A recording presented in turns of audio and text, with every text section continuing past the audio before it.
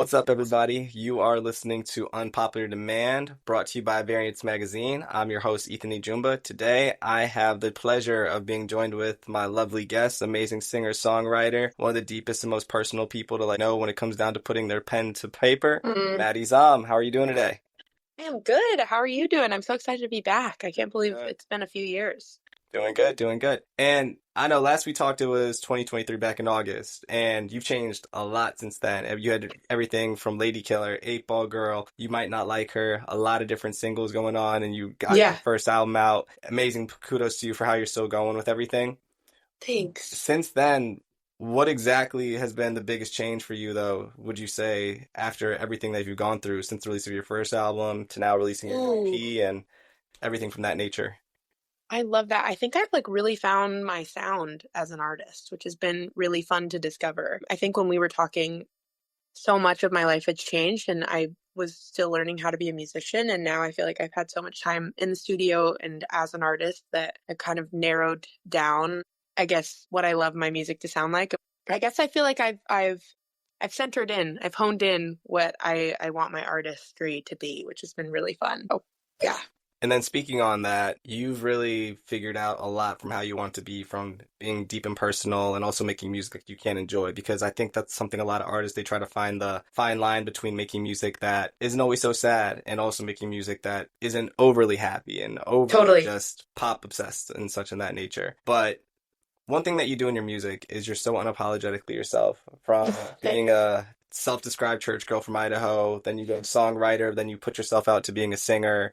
Then it Yeah. goes from being unapologetically queer with your story and opening up to those and letting those know that you're not just a singer or a quote unquote typical artist. You also have a lot of human essence to what you do. Right. How do you find yourself just being so open and vulnerable about when it comes down to putting it in not just your music, but also with your fan and your community and just how you guys engage? Well, that's really nice. Thank you. I think it's interesting when people will call my music vulnerable because I go into the studio and I do not think about it being released, which I think sometimes can bite me in the ass because I'm using it as therapy. You know what I mean? I'm going in and hanging out with people that I write music with all the time. And so for me, I'm walking in and I'm like, this is what's going on in my life. Let's write about it. And then I have to put my money where my mouth is and release it. I'm like, holy fuck. I can I cuss? Yeah, you got. Okay, cool. Just making sure. Sorry. We don't believe here. You're good. Okay, good. I'm like, holy fuck. Now I have to share this with the entire world. And I feel like some of the best songs, a lot of my team always says, I feel like your best songs are the ones that it comes time to release. And I'm like, oh my God, people are going to hear that. That's so weird to me that, yeah, I feel like I don't think about stuff being released when I write it, which might be part of the vulnerability of it really is, most of my songs are really just for me to process things and then letting people in on that. And yeah, so I guess that probably would be a part of it. I mean, that's like good nerves in a way, because Yeah. it's normally when you do have the idea of the revelation of oh snap, people are going to hear this. Yeah. And then you see the reception of them actually hearing it and they're like, wow, this is amazing. This is great. This helped me get through this. Your music changed, saved my life. So it's good nerves overall. It might be butterflies for you, but then at the end of the day, you see okay, this is beneficial that I need to keep doing this. So It has a purpose, yeah. which is good. Yeah. And then you spoke about a couple of weeks ago on your Instagram, actually, where you said it feels weird to convince people that your music is worth listening to. Because as an independent artist, you have to wear so many different hats. You have to do so many different things. And you have to also work Yep. your way into being a promoter yourself as well too, which is basically whether you got to go on TikTok, whether you got to go on Instagram, whether you got to make a video, and things aren't as easy as they used to be. Where it's okay, we just Create good music. yeah, we it's not they. Yeah. Unfortunately, those days are basically dead. But that's the Yeah. way it is. But if you could change something or bring back anything about the music industry today, what would you do if you could have it that way? Would it be more physical sales or long form songs? Because I remember songs That's a good question. or deeper fan engagement opportunities. People used to go to the mall to sign CDs. Yeah, that's such a good, honestly, I miss when artists could disappear for a while and then come back with a project. I feel like there's such a fear of, well, if I'm not engaging all the time, then people are going to lose interest or find somebody else that is engaging all the time, right? True. And so I think it's so funny for me because fame has never been why I'm doing this. The idea of being famous actually makes me want to vomit. And I think I would probably handle it horribly. Not like in a problematic way, but perhaps maybe in a way of just like I would just start napping all the time. I think I get envious of like the artists, that are really have made it because they get to just kind of like go away Yeah, and then like Frank appear. Ocean, for example. Ye- Correct. And then they can just appear when they have something to say and then disappear when they don't. And I feel like, smaller artists don't have that luxury anymore. Like you know, we we have to Day and be night. engaging Yeah, yeah. all the time. It's a difficult thing to do and be on all the time. So, yeah, It's almost like smaller crazy. artists work like blue collar workers, like a 9 to 5, Monday through Friday. Well, I mean, because of course you have like consistency, but you don't really Yeah, get the same benefits of like the 9 to 5 life. You have to pretty much work, work, work, hustle, hustle, hustle, market, market, market, promote, promote, promote.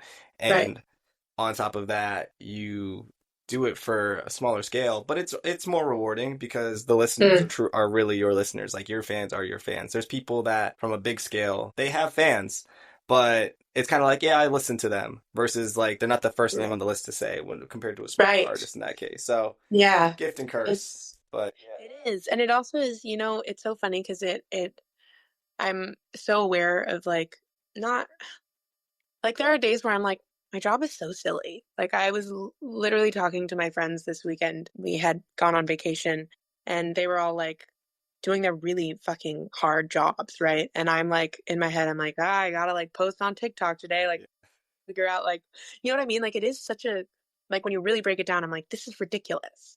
Like it's so silly. It's connecting so deeply with people all the time that yeah, also there is like an aspect of, even thinking about when I wanted to be a teacher. Like I was really sure that that was and there are days that I really miss that just because I'm like, it would, yeah, I don't know. It's difficult. I don't know. It's also just, I it's feel like good. everybody feels the same with their career choice, right? It's like Yeah, you wake up yeah. and you're I think like, it's a little bit different for you because your only way to relate to that is other artists, and sure you might right. meet some and such, but they all go through different kind of styles of it. Like That's such a good point. you don't have like there's so many teachers in the world. Like you could have gone to any teacher, whether high school level, from middle school level, elementary, Yeah, whatever. You guys would have had maybe not the same trauma exactly, but it's very similar still nonetheless. right. Like you're Yeah. dealing what you're dealing with, same schedule, similar benefits, all that good stuff. But for artists, there's a different range. And like the artist you may like relate So, to like a year ago yeah, is completely different the next year. Like they might have their blow up and now it's like we don't really have the that's same. such a good point. Yeah.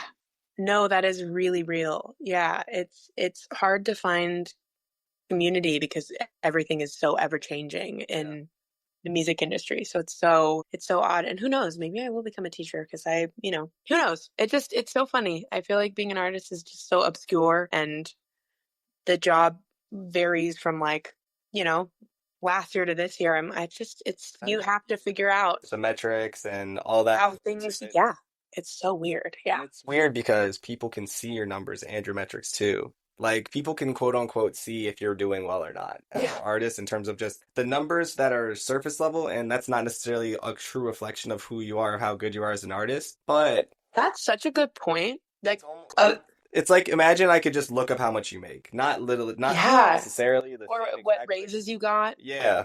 or demotions, promotions, uh, like quarterly reviews. Can you Yeah. imagine that if that was like That's such a good point. Fuck. It's Yeah. crazy. And you would think like, oh yeah, like you can't do that with any of your people in your friend group. Like they'd have to physically tell you, or you'd have to hear it Right. from them. So it's Ugh, just such a wild world of it is. how That's you such a good deal with point. it, how you navigate, and how you make of just what you do on your day to day. So, Yeah. but hey, you're doing great with it though, nonetheless. Thanks. Thank you.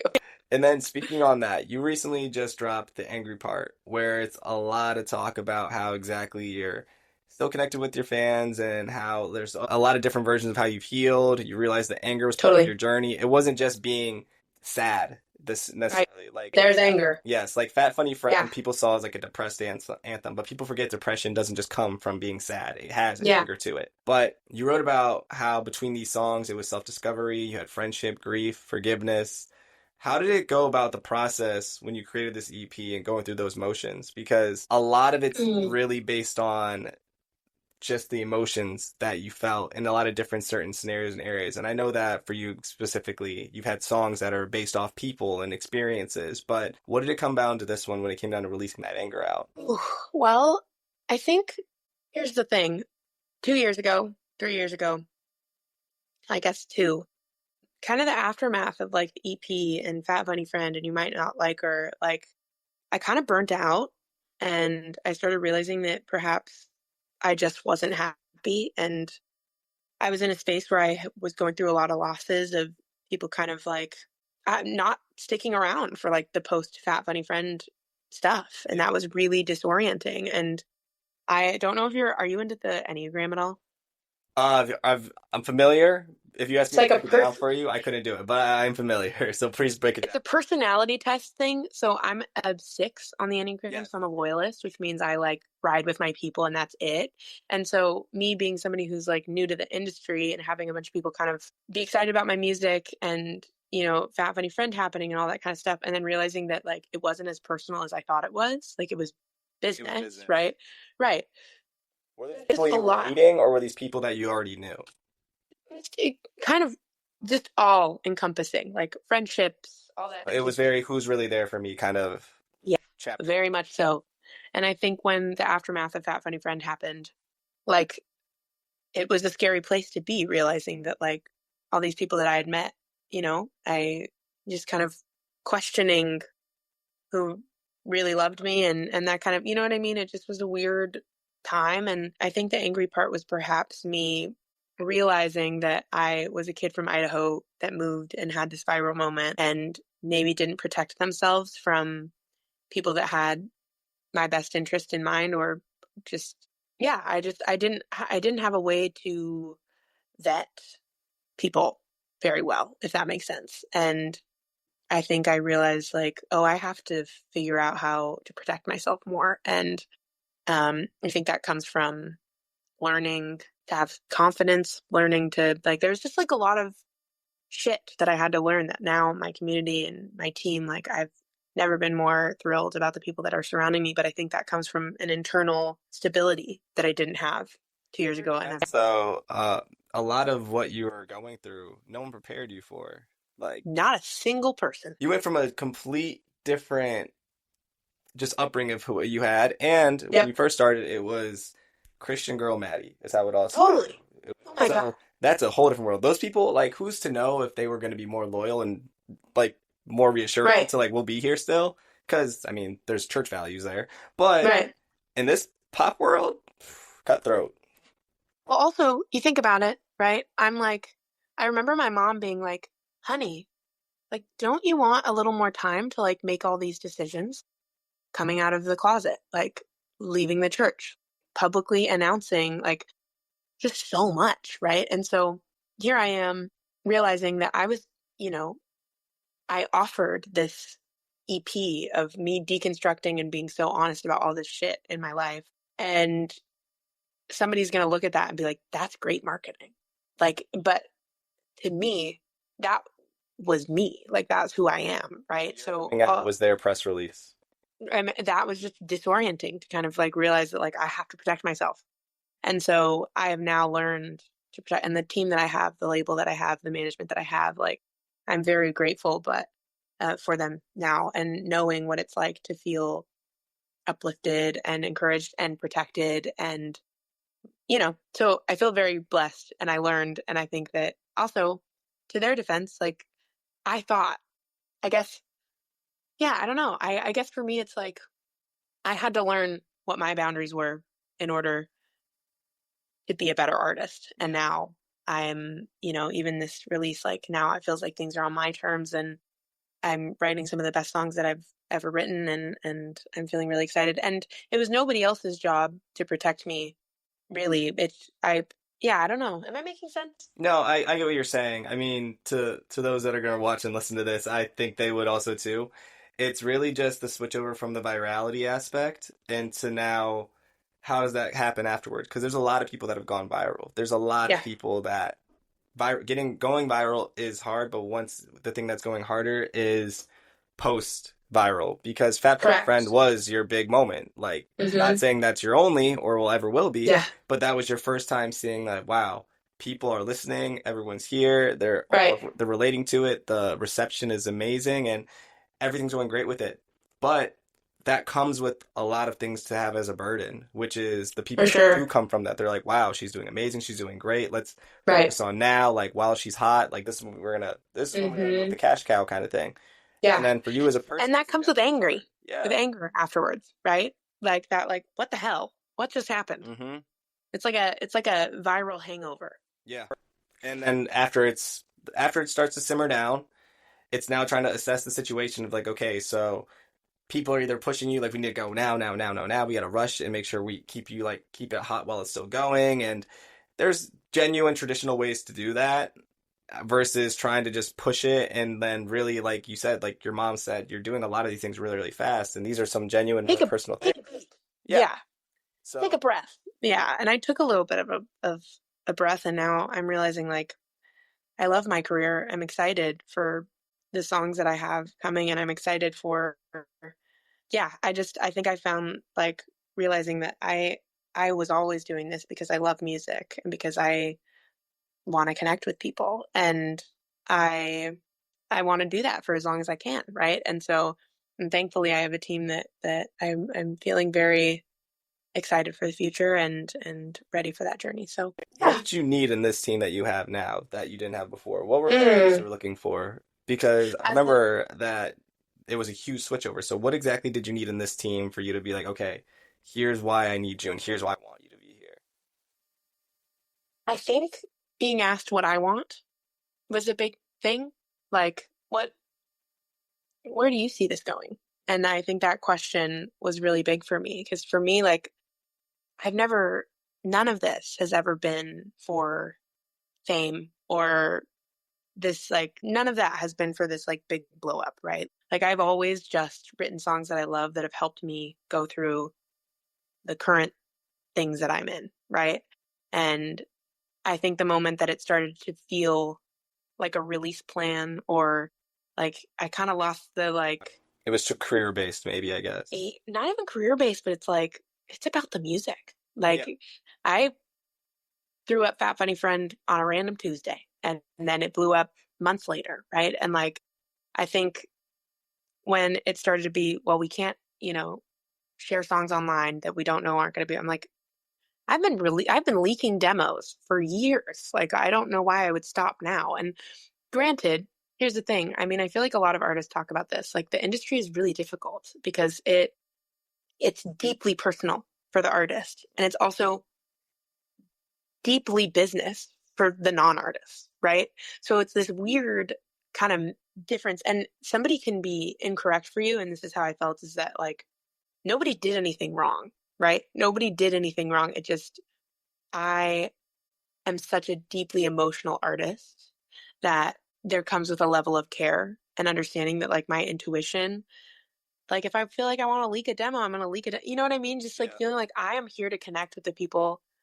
And if this fan base, this wonderful fucking fan base that I am obsessed with, these people that we've gone through so much together, like that base to me is everything. Like if that is what I accomplish, like those people, that's who I'm writing my songs for. I'm writing Yeah. the songs for me and the people that are listening to my That's music. that's your job at the end of the day. That's at the end of the day, right? And so for me, it's like, well, it's, I don't know. I think I was such a kid from Idaho that like doing this and like if you would have told me that I'm still doing music right now as a, as a full-time job at this age, like I would have been like, bullshit. Like this is so cool. You know what I mean? And I feel like I have that It's surreal. feeling so often that I'm just like, hell yeah.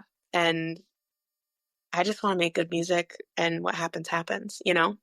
But I want to be around people that when the big things do happen, I'm protected in a way that perhaps I wasn't a few years ago.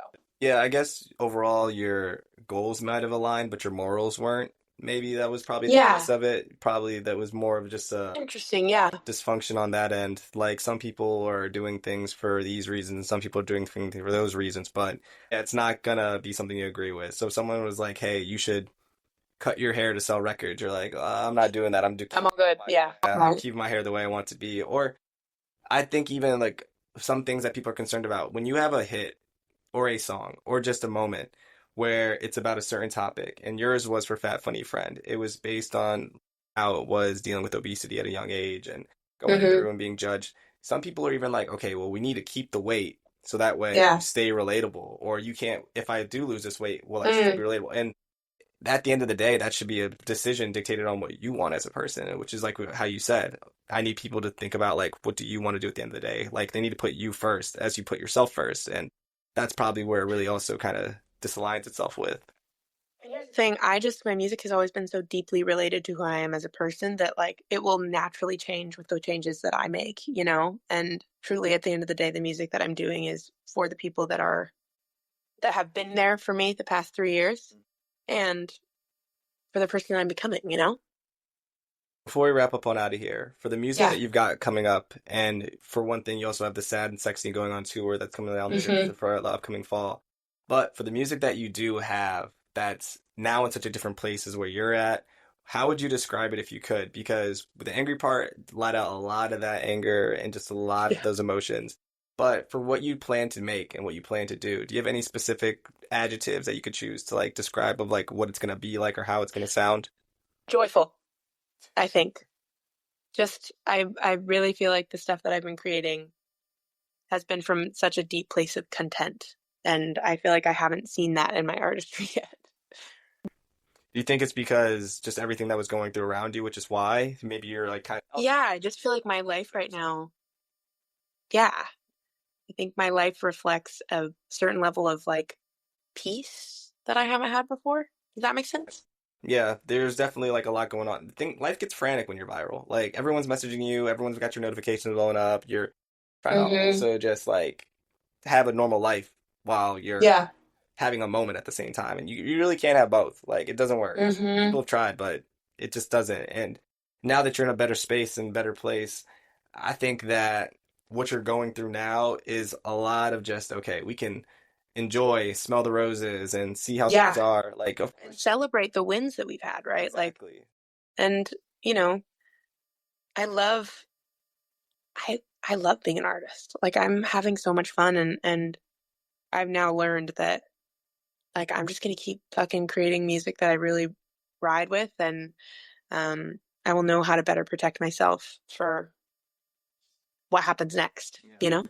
And that's all that matters. As long as your next chapter is better than your last, that's all that matters at the end of the day. And as long as I guess for me, I've grown a lot since then and made a lot of changes and I think um yeah, yeah, I don't know. Does that make sense? Yeah, yeah. No, your growth's important. If you don't have a growth mindset, it's not that you have a bad mindset, but it's harder to learn and harder to adapt and adjust without having one. You need to almost be obsessed with what you want to do in terms of bettering yourself. So that's Yeah, more important than anything else.